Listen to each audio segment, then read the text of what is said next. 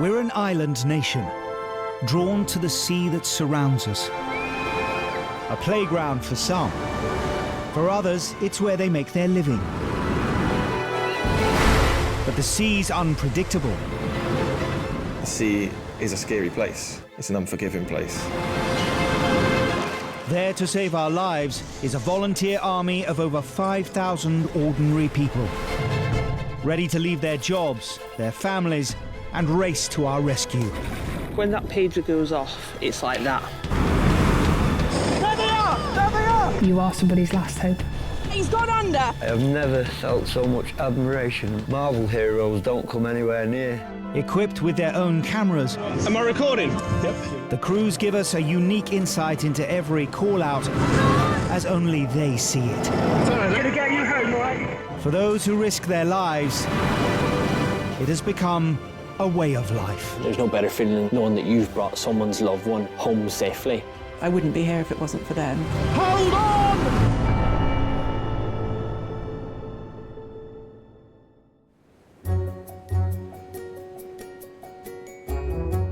The vast majority of the 238 lifeboat stations in the UK and Ireland are coastal. But 4 of them can be found on the River Thames. So London, for me, is the beating heart of the UK, and the River Thames is its coronary artery, feeding it with life, joy and tragedy. It's why London is where it is today. It's why the Romans came here. The city's grown, the capital's expanded, the river's stayed constant. The busiest of the Thames lifeboat stations, and also the entire network, is Tower, averaging over 500 shouts a year. Within our operational patch, you've got 8.9 million people. So our patch extends downriver as far as Barking Creek, and inbound we attend roughly to Battersea, and we'll be to any of those 2 points in under 15 minutes. There are a lot of risks on and around the water. The flow of the water, it's travelling, faster than the speed an Olympic swimmer would swim at. And I think people don't appreciate how cold it is, that you can experience cold water shock even if you go into the water in the summer. So the Thames is predominantly fresh water. Being fresh, that means it's got little to no salt, therefore it's less buoyant. So whenever you do enter the water, your risk of drowning is a lot more than what it is on the coast and in salt water. Last year, there were 6 fatalities on Tower Lifeboat's patch, 3% of the national total. And because of this high volume of urgent shouts, Tower is crewed 24 hours a day, 365 days a year, and aims to launch to any emergency in under 90 seconds. It's very important to get to someone quickly when they're in the water, because it really doesn't take very long to drown. When that red phone goes, that's it, the clock has started and the time is ticking down. The time's not with you, it's against you. A crisp early morning in March. The Tower crew are coming to the end of their night shift.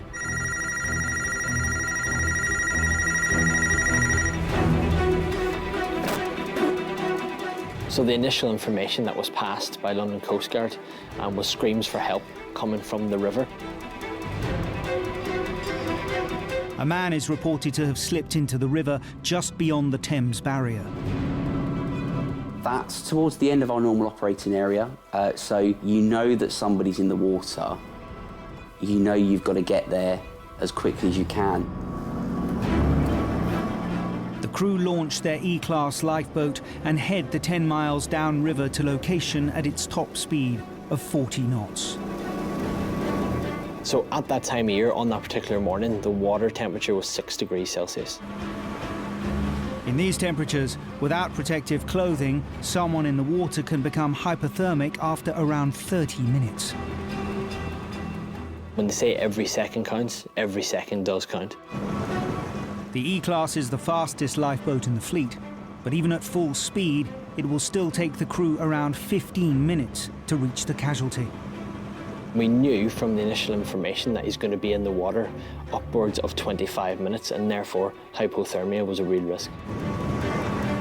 As we were travelling, we learnt that there was another agency on scene, that they had tried to get to the casualty, but they weren't able to because of the position the casualty was in. In the distance, we could see a police unit and a harbour service launch. They had successfully located the male in distress, and therefore were guiding us into an accurate location. The casualty is clinging to one of the pilings beneath a pier. So I managed to get the boat in as close as I could to the person. Hey, Jack, start going up, mate. Do you want those down as well? No. Hiya! Kick your arms and legs! Okay, Mate. Jenny threw a throw line, and at that moment I remember hearing he's gone under. Mate, he's gone under! So the moment he had gone subsurface, I jumped in. That's where he went down, Steve, that's where he went down. That's it, the clock had run out. He's only got seconds to live. I thought that this guy was dead. Right there, Steve, he's right up behind you.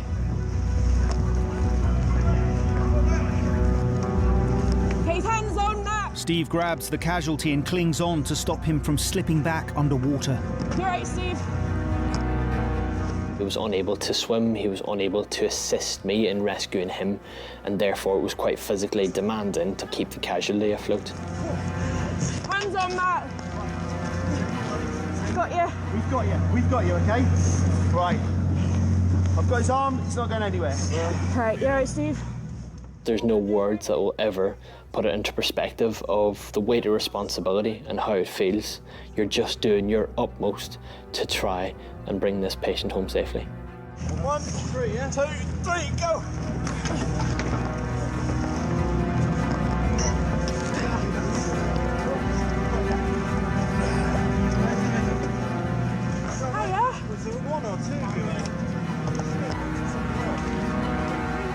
When we got him on board, he was in a bit of shock. He was moments, literally moments away from dying. And I think that really hit the person, as it hit all of us, I think, at the time. Do you want to come and lean on me? We need to calm down, just stay here. We had successfully rescued him from below the surface, which is relatively unheard of. But then you've got to switch your mindset. You've got to come back into the game. You've got to switch from a rescuer mindset into a medical professional mindset. Stay awake. What's your name? What's your name there? The casualty had been in the water for at least 25, 30 minutes, which is a really, really long time to be in the water for. Yeah, I know. You're on the lifeboat now. We're going to get you warm. We've got you. We're going to get you dry, okay? Straight away, it became clear that he wasn't particularly alert. I know, it's cold and it's horrible. He was in significant respiratory distress, and therefore, time critical. We needed to get him off the boat and into an ambulance. Okay, this is oxygen, okay? I'm gonna pop it on you, and you're gonna breathe, and it's gonna be helpful, okay? So that's all this is. This is just an oxygen mask. Another immediate consideration, because the casualty has been in the water at, 5, 6 in the morning in March, is it going to be very, very cold? Can you open your eyes for me? Try and open your eyes. It's cold. It is so cold, so it's a good job you're not in the water anymore. Keep your legs down first, right? You don't like it, I know. A couple of minutes, like a minute. You're nearly there. The casualty is taken to a nearby pier, where an ambulance is waiting to rush him to hospital. Ready, stand up after 3. He will be checked for hypothermia and suspected secondary drowning from water inhalation.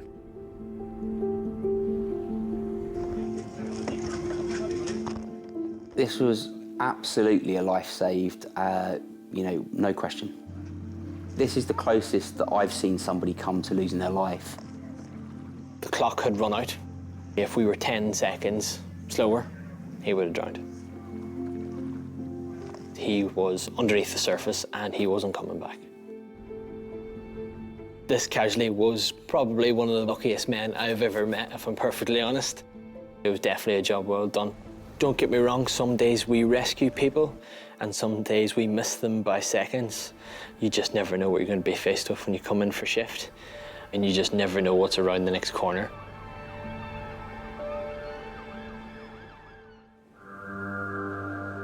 Of the 9,000 calls the RNLI respond to every year, some are a race against the tide, some are a race against the weather, but all of them are a race against time. The instant that pager goes off, you switch into lifeboat mode. That adrenaline kicks in straight away. As soon as you hear that beeping, it's on. So that's right in the deep channel, so he's going down here.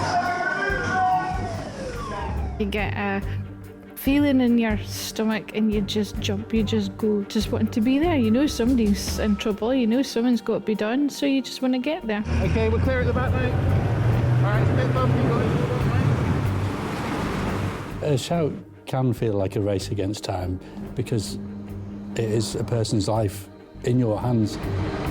If the casualty's in the water or they're lost and alone, a vessel is sinking, and every second does count.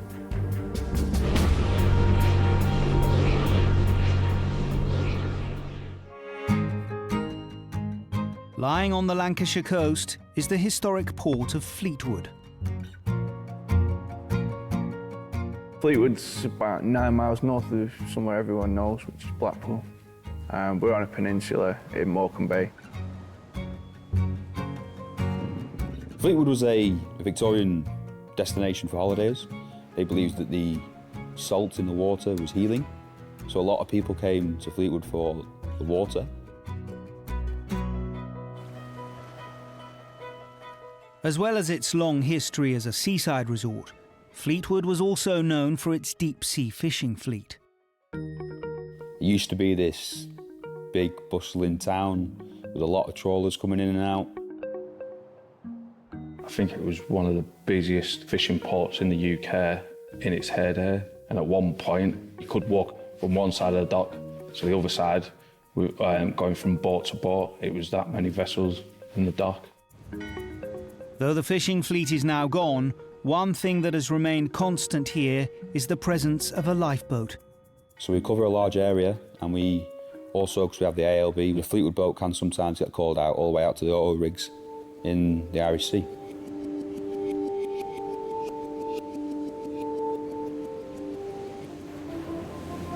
Saturday morning, mid-October. A spring tide flooding in, one of the highest, fastest tides of the year. About 10:30 in the morning, pager goes off. I literally looked at my children and said, "I love you," and I was away out the door. Boat's running, innit? Myself and Matt arrived at the same time, and we were told by the coxswain that it was a person waist deep in water. The person in question called the Coast Guard directly. Coast Guard rescue. Hi, mate, I've got myself into Fleetwood boots, guys. I can't get back to shore.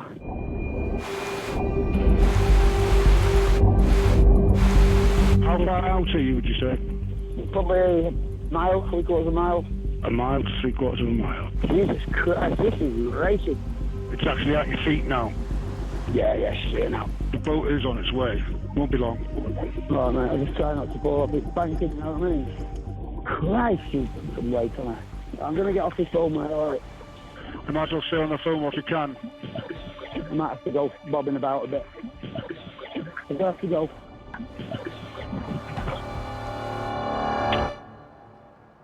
God. This is Hollywood Coast Guard. The casualty has now ended the 909 call. As soon as you hear someone's in the water on a spring tide, you know the tide's coming in quick, so every second counts to get there. It normally takes the crew around 10 minutes to launch. Today, because of the flooding tide and extreme urgency of the shout, they do it in 8.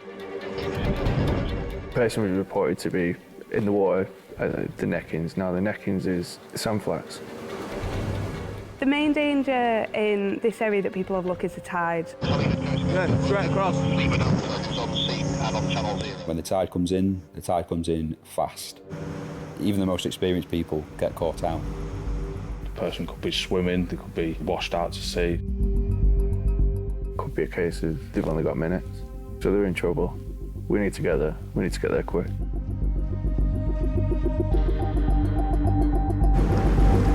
The Neckings is around half a mile from the lifeboat station. It will take the crew almost 4 precious minutes to get there. We've turned up to jobs before where you've missed it by minutes, and if you'd have been there a couple of minutes earlier, the outcome would have been very different. Go straight across here now, Matt. Casualty is at 200 metres off the boating pole. Hopefully it's on 200 metres off the shoreline, adjacent to the boat. As well as the very real risk of drowning, another reason for such haste is the sea temperature. Mid-October, the water's freezing. You don't want to be in the water. It's cold. The fact that the casualty ended his 999 call and has not been in contact since is also cause for concern. I'm already thinking about potential first aid. Am I going to need the oxygen? Am I going to need to do maybe even CPR? I'm going to need to pull somebody who is no longer conscious out of the water and have to help them back to life. I'm thinking the worst and hoping for the best. As the crew reach location, ready to begin their search, they spot a flash of yellow amongst the grey. He was wearing the brightest yellow jacket I've ever seen. It was luminous.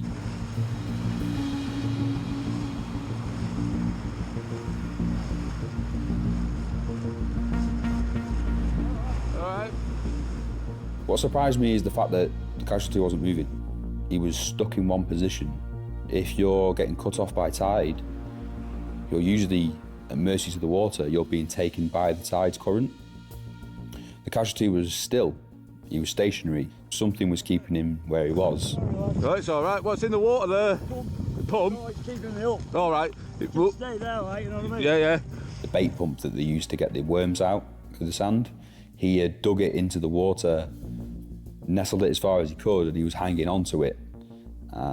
Yeah, it was strange. Come here, come to you. If you can. Another 5 to 10 minutes, he'd probably been washed off his feet and being swept out to sea. Thanks, boys. Good. On your jacket. Though the casualty is now safely out of the water, the clock is still ticking. As soon as someone's in our boat, the first aid heads on. You have to start looking after that casualty. No matter how they seem or what they say, you know you have to help somehow. If someone's been in that water for too long, to a point where they've been cut off, and they are wet and they are cold, they need your help. Are you cold and everything? Or? Yes, you've pulled them on board, but have they got any other underlying health conditions? Is this going to change from a very, very conscious and very cooperative casualty into potentially an unconscious casualty at some point? He looked cold, he had blue lips. As soon as we got him in the boat, we tried to get him warm as quick as we could. Get that wrap, get the wind off a bit, mate. We give him a survivor's blanket and wrapped him up just to take the edge of the cold off, getting back to the station as fast as we can. I'm just a bit heavier. Yeah, it's all right. Right, what we'll do, we'll get you up top and we'll get you a blanket on you, shower on you, get you warmed up. We got him inside as soon as we could, and some of the other crew members took him straight through to the shower room in the station. Shut the door, get in the shower and get warm, and I'll get you a suit to put on to keep you warm and everything. Keep your clothes on, because once the warm water gets inside them, it'll keep you warmer for longer. I think it was just then when he realised really what had happened to him, and the realisation and the enormity of what had occurred had started to hit him, really.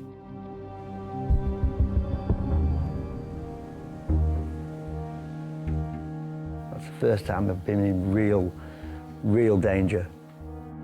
Adrian, a bait digger for the last 30 years, had set out that morning with his trusty bait pump to dig for worms on the sand flats at low tide. Being out there, like 2.5 miles out on the small tides, nearly 4 miles out on the big tides, all there is you and the birds. You're closer to the ships than you are to the shore. After a couple of hours, Adrian started heading back as the spring tide began to turn. The spring tide, yeah, that's where the biggest tides are. It's coming in nearly twice as fast, and she was racing. I could not believe how fast she was going. But I still wasn't worried. I thought, I'm keeping up with you, so I'll get back. Maybe I'm getting old. This time, I couldn't keep, she beat me. Not only had the tide cut off Adrian's route back to shore, it was also rapidly eating away at the island of sand he was now standing on. Imagine it's coming in a big circle round you because you're moving all the time to the highest spot, and then eventually it meets at your feet. It's pushing you backwards. It was phenomenally powerful. I've never known anything like that. Never down 999, and I hate down 999, especially for yourself. But yeah, just 999 Coast Guard fast, please. There's no rocks, nothing to grab hold of. Just put the pump in as deep as you can before the water gets any deeper. Put it down as deep as you can in the sand and just hope she holds. With his bait pump acting as an anchor, Adrian could do nothing more than hang on and hope. It got to the point I thought, I can't do this much longer. She was wearing me down. The effort needed to keep, it really did wear me down.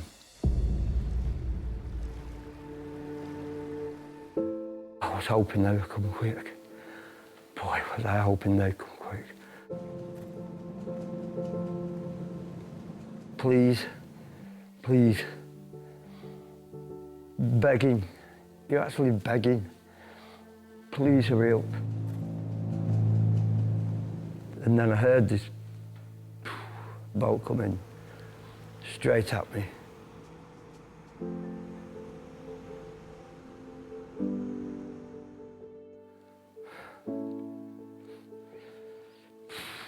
Some feeling that you really, you know, when you're seconds to,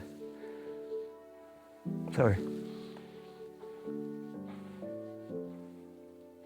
Some feeling to see them come.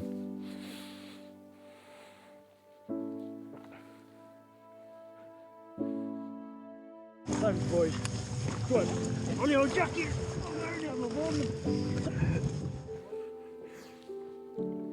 It is. It's only when you look back you realise could have gone either way so easily. I wouldn't like to say how many more minutes I could have held on. I really wouldn't.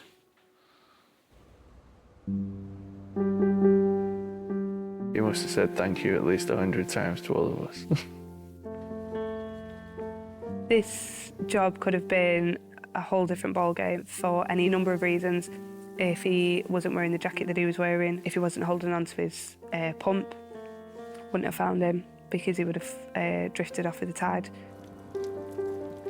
So any number of different reasons could have made this a search for a body rather than a search for a person.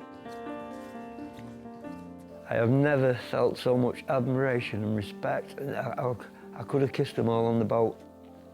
Marvel heroes don't come anywhere near. They just really don't. They had wings. They're angels in a boat.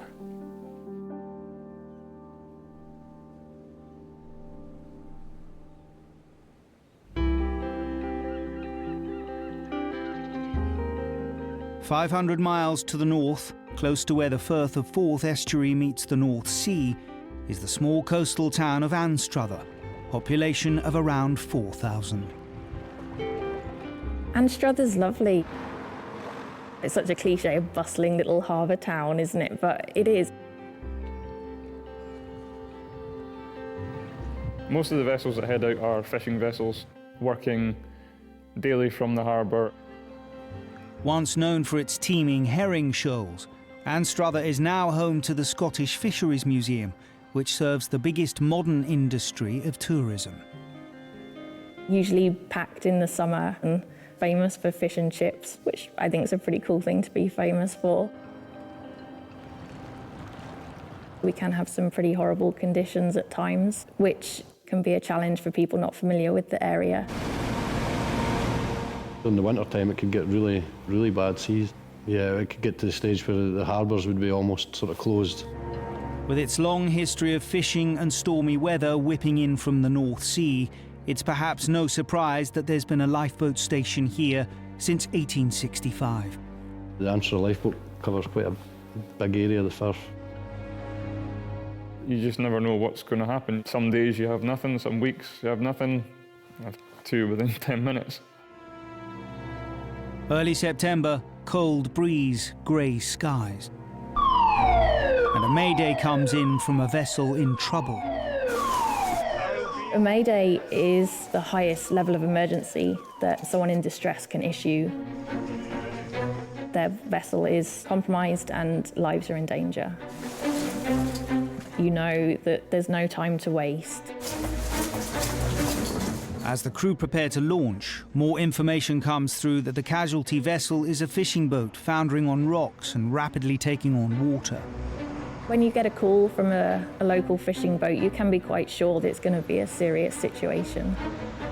Most fishermen would probably, at almost the last resort, call a lifeboat. They'd obviously try and sort of fix the problem themselves.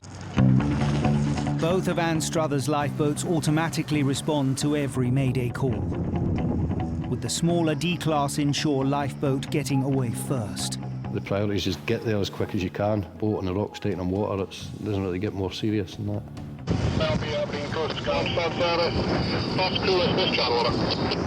Once we got out of the harbour, it wasn't a great day. You in the helm just said to me, he just said, just hang on, Scott. So it was just full throttle. As the D-class races to location, more information comes over the radio. The fishing vessel Airlift aground on rocks between Pitman Harbour and the swimming pool. In person on board is bailing out water.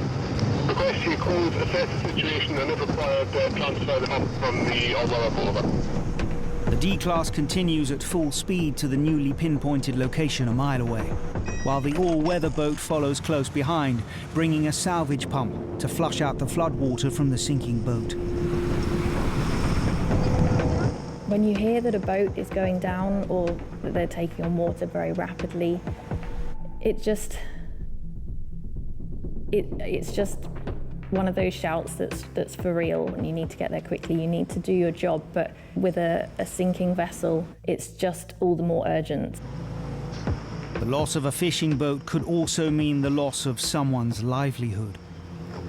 It's a big deal, because it's a small, tight-knit community. Even for this call, once the mayday went out, there was numerous local fishing boats went to the scene, but they just couldn't do anything. They just couldn't get in close enough, but they all stayed there, stood by and just gave a bit of moral support until the lifeboat arrived. When we arrived on scene, we saw the casualty was in between the skellies up the rocks. After their full-speed dash to location, the lifeboat has to make its final approach with extreme caution, mindful of the rocks just below the sea surface. Went in slowly. You can keep an eye out for rocks for me. Aye. Yeah, that's Rib on scene now, just going up the rocks towards the boat there. The fisherman, the guy I know, Graham Hughes, he was in the process of bailing it out. When we got alongside, the first thing he said to us was, I'm really sorry, guys.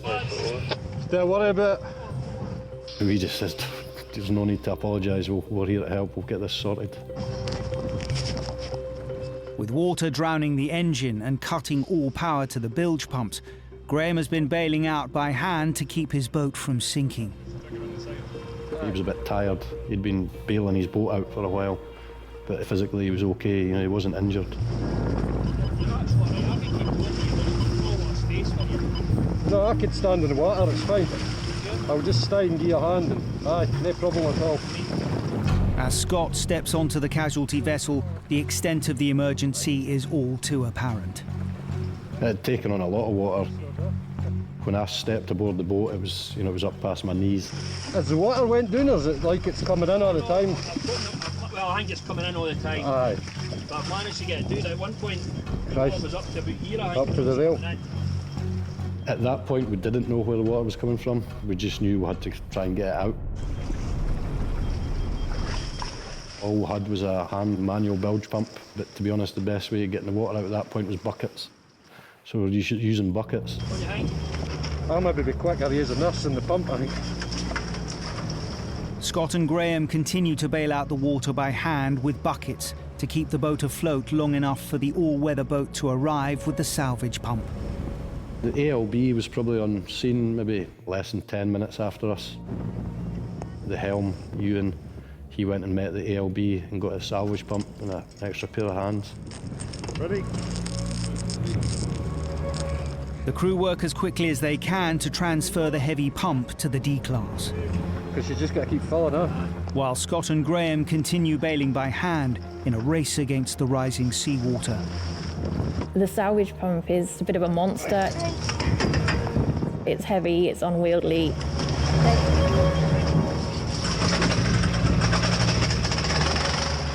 But once it's up and running, it's really good at shifting the water. The pump can shift 175 gallons of water a minute. And the floodwater is quickly pumped overboard, allowing the boat to float free from the rocks. But with the tide rising fast and the boat clearly holed beneath the waterline, the crew now urgently need to tow it back to the safety of a harbour. I stayed on the boat all the time with Graham. I had to start steering the boat once it was getting towed out through the rocks. Tie it off! Tie it off! And just managed to guide it through the rocks into the open sea. The D-class starts towing the fishing boat back to Graham's home harbour of St Monans, a mile along the coast, now in a new race against the worsening weather. We're still feet on water! We had to take it slowly. I mean, it's not a long distance, but obviously with the fishing boat taking on water and there was a bit of wind, a little bit of chop, went at a slow rate. We just took it easy. There's always the dangers in towing. You're worried about your crew, you're worried about the casualty, you're worried about your vessel, and you're worried about the casualty of the vessel. There's so many factors that you're thinking and worried about. One thing the crews haven't planned on, however, is being called to another shout. There was another small fishing boat on scene. I think it was a friend of the fisherman who had hung around to try and make sure everything was okay. But as it happened, he then got caught on some fishing gear himself. So our all-weather lifeboat was called back to assist him. It just meant we kind of had two shouts unfolding simultaneously. The all-weather lifeboat peels off to assist the other vessel, leaving the D-class to complete the tow to harbour alone. But just as the harbour wall is finally in sight... Stop pumping! We're filling up! Whilst we're pumping the boat out, the suction end got clogged up.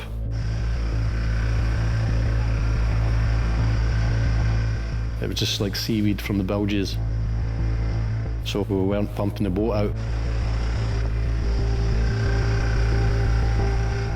We were kind of bailing the boat out and then sort of assisting Graham at the same time with the pumping out. So focused are they on keeping the boat afloat, they don't even realise they've made it safely to harbour. We're going there. It was a relief to reach the harbour, for sure. I mean, just as soon as we were inside the harbour walls, we had shelter from the choppy seas. I remember looking up at the pier, seeing Graham's mum and his daughters. That was good to see them. They were obviously worried. Just seeing his mum and his daughters with smiling faces made it worth it.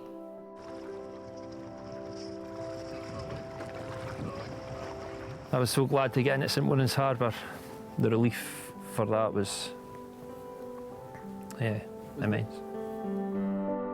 Graham has been in and out of boats off the Scottish coast for over 35 years and has set out that morning to go lobster fishing. The weather conditions that day were not brilliant. The wind was building up and the swell height was rising. I was just aware of this big wave coming towards me, and the boat rose up and then came with a thump back down. The next thing I noticed was the water round about my feet. The water just kept on coming. The relief when these guys come round, by that time I was ready to throw in the towel, to be honest with you. The energy was gone. I just couldn't really keep the bailing going much longer. I'm deeply grateful for them for responding as quickly as they did to me. I could see how quick it's falling up already. If the water had come in quicker, if the equipment hadn't managed to last as long as it did, within a matter of minutes, the vessel would have gone down. I'm happy enough that you leave it now. I'll just keep going up with the tide and take it from there. Vessel recovered and continuing well. You kind of know these people, and you know how important that boat is to him. It's his livelihood. So to save his boat and get it back in the harbour in one piece, that was good.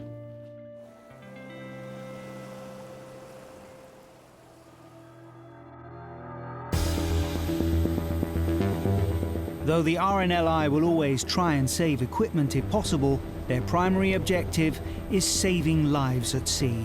And of all the time-sensitive shouts they respond to, none is more urgent than a person in the water. Come on in! When you hear someone say, "It's a person in the water," you move faster. You get your gear on that bit quicker, you get in the boat that bit quicker, and you get there quicker. Because that person is potentially minutes away from, say, drowning or being swept away. When we know someone's in the water, there's added urgency. We'll be doing life jackets up or putting helmets on as we're running down the beach to try and save on time as much as we can. Go, go, go! Let's undo this, yeah! Undo this! If you don't get there in time, then the outcome could be deadly for that person. Seconds do matter in that situation. The clock there, 10 or 20 metres. Sometimes I feel like the boats don't go fast enough when you know that someone's in the water and you need to get to them. Just got a plan or approach, so just hold on. Seconds could be the key to that person living or that person dying.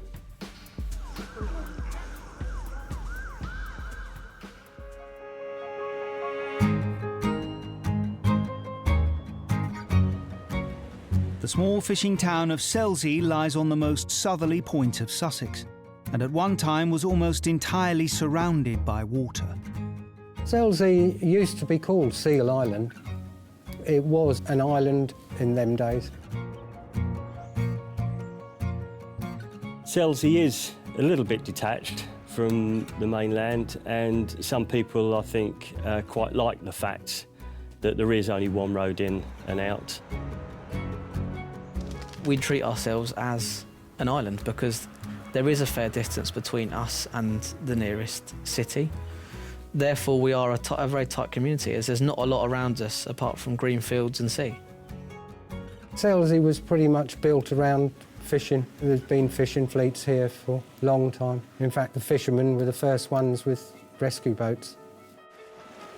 Those early rescue boats were replaced by RNLI boats in 1861 and have been crewed by local families ever since. We've had a lifeboat here for over 150 years. There are lots of families on the crew, mainly fishermen.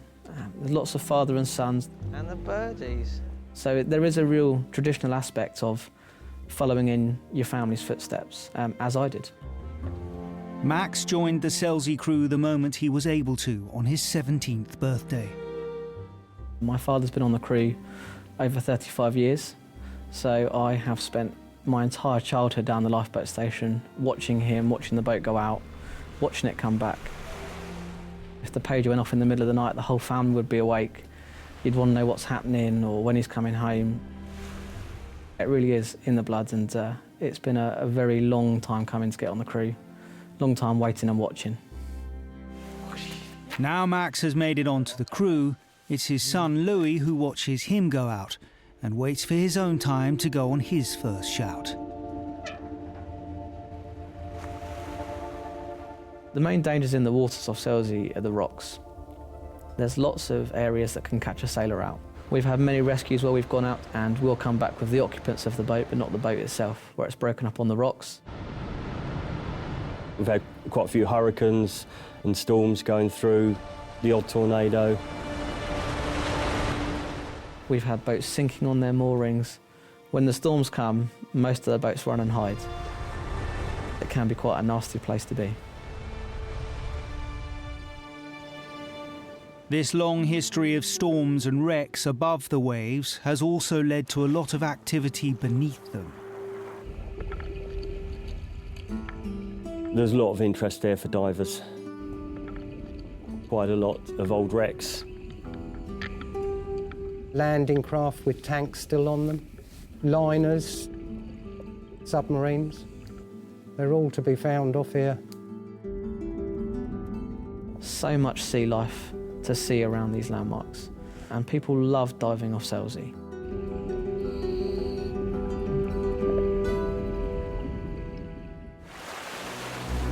A still, calm day in August. Warm, quiet, peaceful. It was a nice sunny day, light northerly wind, yeah, beautiful conditions. I was washing my father's car as the pages went off. That was it.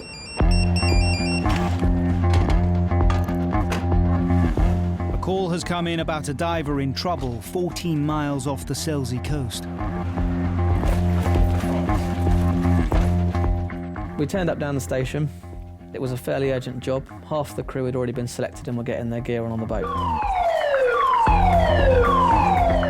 If it's a dive boat calling for help, it's going to be fairly serious because they do tend to look after themselves pretty well. It's going to be either a diver has come up too quick or they've got a diver missing.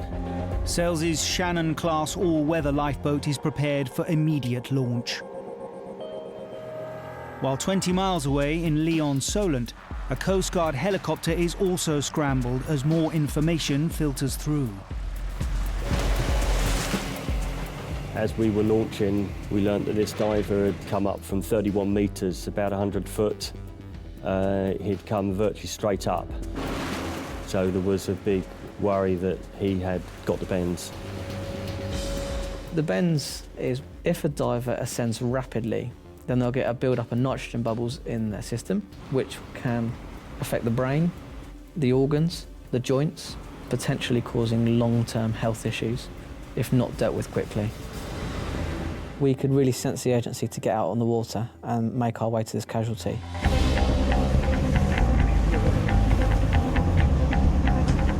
When a diver has the bends, the first 20 minutes after surfacing are the most critical.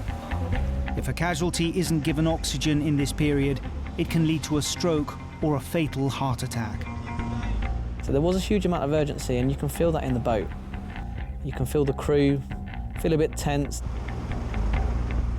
If a diver ascends quickly, there could be a number of reasons. I could be potentially looking at someone's having a heart attack at the same time, or it could be that they've got an injury where they've got their leg caught, or they've been harmed in some way on the sea floor. They could be bleeding. You just don't know until you get there. 15 minutes after launching, the lifeboat spots the casualty vessel with the Coast Guard helicopter hovering above, preparing to winch a paramedic down to it. But there's a problem. It was only when they realised how small the dive boat was and that it was a rib, they decided they'd prefer to do a transfer to the lifeboat first, as it's safer for the helicopter and the crew. Transferring at sea is a time-consuming procedure, requiring the lifeboat to match its speed and direction with the helicopter before the winchman lowers himself down.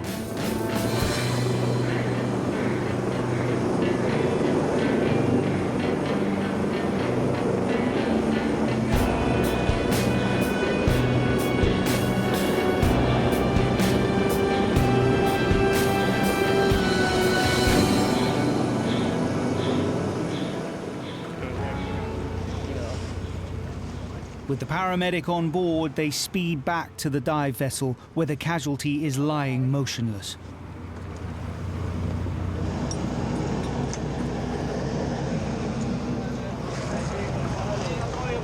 Hi chaps. This is Lee. Yeah. He's been on the surface now 42 minutes. Okay. And he's had O2 100% all that time. The skipper informed us that the diver had been down with the rest of them. The diver appeared to get his surface marker buoy tangled around himself, and as the buoy rapidly made its way to the surface, it dragged him up with it. SMV just caught up. Oh, right, so just dragged him up. Yeah.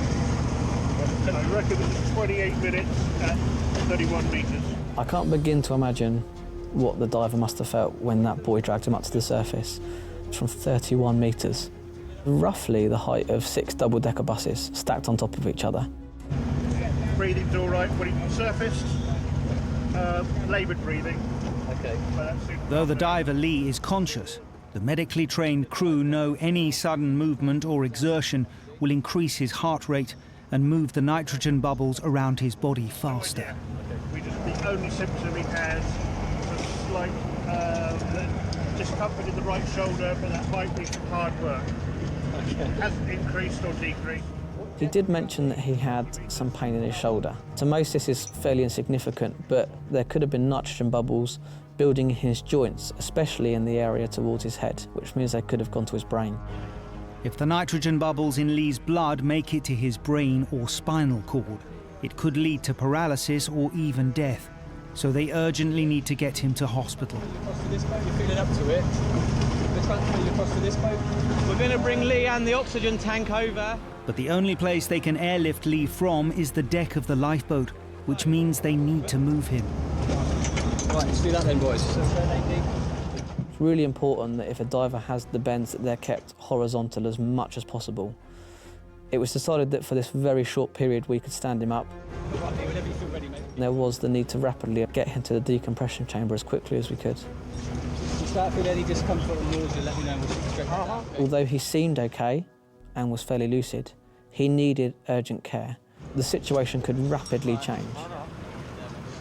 Always in the back of their mind, it's going to get worse with air in the blood system. Lee makes it across to the lifeboat, and the crew work quickly to prepare the winch that will take him up to the helicopter and on to the hospital in Chichester, 22 miles and a 10-minute flight away. An airlift can mean the difference between life and death. The diver was concerned. There was that look of fear in his eyes. The wire came down and the winchman clipped up.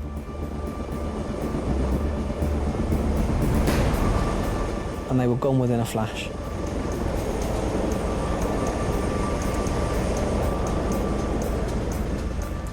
You've passed the casualty into better hands. It's a relief that that has all happened and it's happened right. Lee is now airlifted directly to St Richard's Hospital for further treatment. Scuba diving is a completely different world. I've always been drawn to the sea, I love it.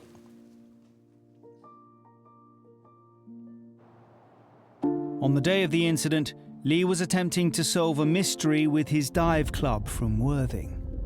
So the wreck we were diving was an unknown wreck.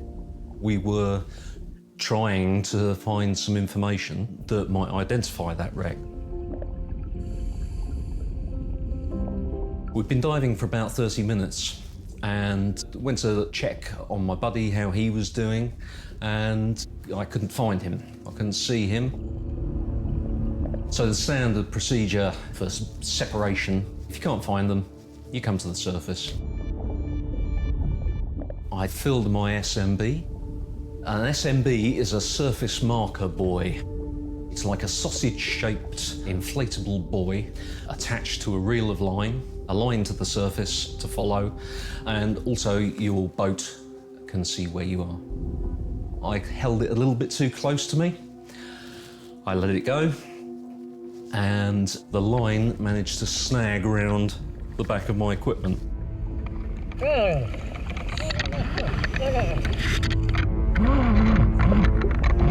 I realised that I was basically on an express ride to the surface.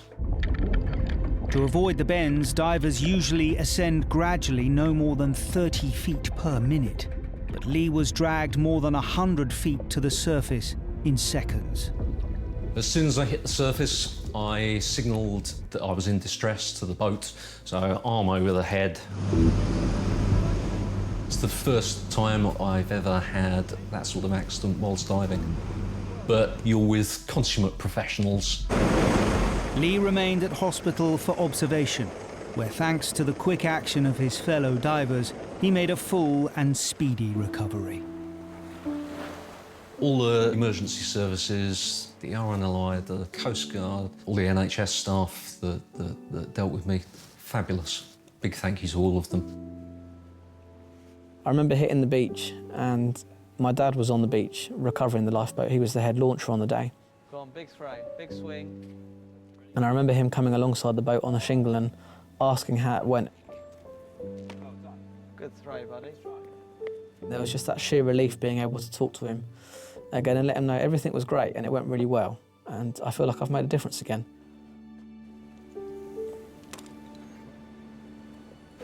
The diver, he was really lucky that he had such good dive boat companions on board that could give him the immediate care. He was lucky that the helicopter was free at the same time as us and that we were able to get to him so quickly. Without all of those measures being in place, he could have had a much different outcome. I would say that's a life saved.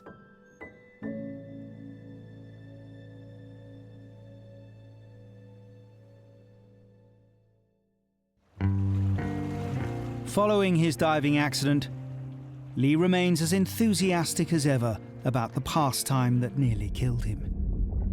It hasn't changed how I feel about the sea at all. I still absolutely love it. There's part of me that kicks myself. You know, a couple of seconds worth of paying a bit more attention. You know, I've known one or two people who have had accidents and they've had a much worse time of it. So you certainly reflect on it. You know, you'd be stupid not to. Lee also has unfinished business on the Selzy seabed. I will be delighted if we manage to identify this wreck, which, you know, whichever one of us manages to do it. We'll certainly have a little celebration if we do.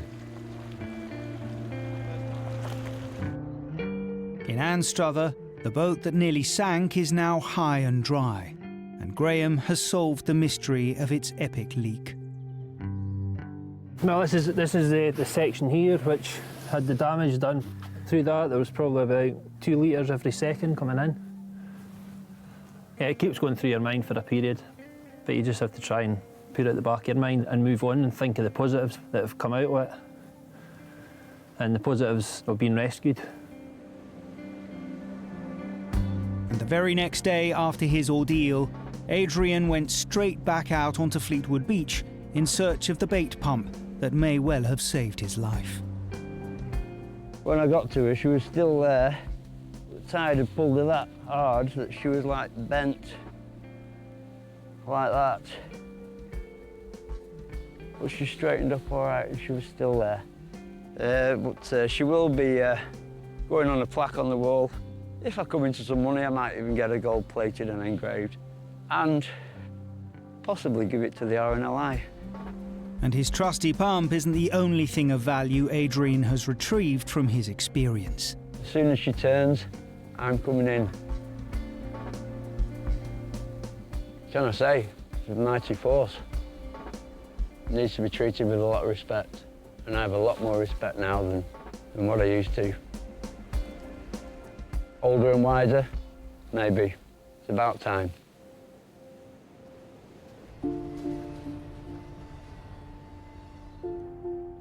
At Tower, the crew didn't hear again from the casualty they pulled from the water. We don't know why he ended up in the river. We never will know, but that's part and parcel of what we do, and therefore we just accept it what it is.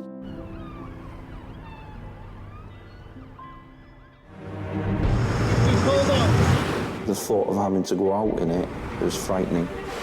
As I put my arm out to grab her, there was a 3-4 foot set coming through and I'm thinking, she's not going to get in time here. They definitely that day saved mine and Alison's lives anyway. See, I'm getting all emotional now. Whoa.